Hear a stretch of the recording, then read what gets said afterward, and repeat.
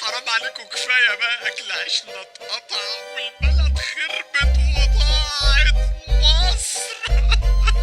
شيء اكيد انك تلاقيهم موجودين، كل واحد منهم مبدأه ان راسه في الطين، اكل عيش وبس والباقي يتكنس. مش مهم الدنيا بتخرب، مش مهم انه يحس لما تلاقي حد منهم على طول من غير كسوف.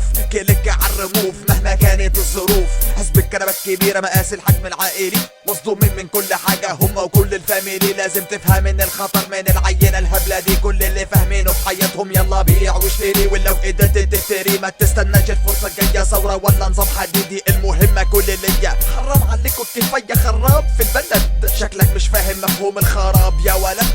كل ما نرغي في حاجة يطلعوا لنا زي الخرق، ما انتوا السبب الرئيسي لكل الايام الزرق.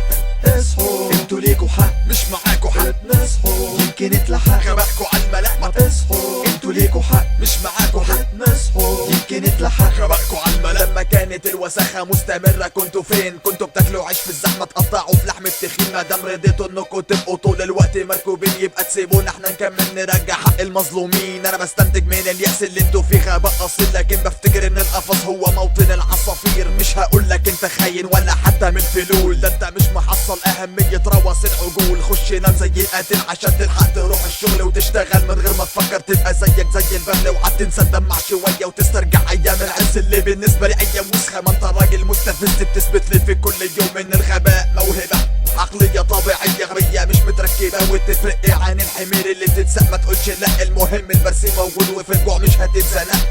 اصحوا انتوا ليكوا حق، مش معاكوا حق، نصحوا يمكن يتلحق غبائكوا عالملأ. ما تصحوا انتوا ليكوا حق، مش معاكوا حق، نصحوا يمكن يتلحق غبائكوا عالملأ. اصحوا انتوا ليكوا حق، مش معاكوا حق، نصحوا يمكن يتلحق غبائكوا عالملأ. ما تصحوا انتوا ليكوا حق، مش معاكوا حق، نصحوا يمكن يتلحق غبائكوا عالملأ.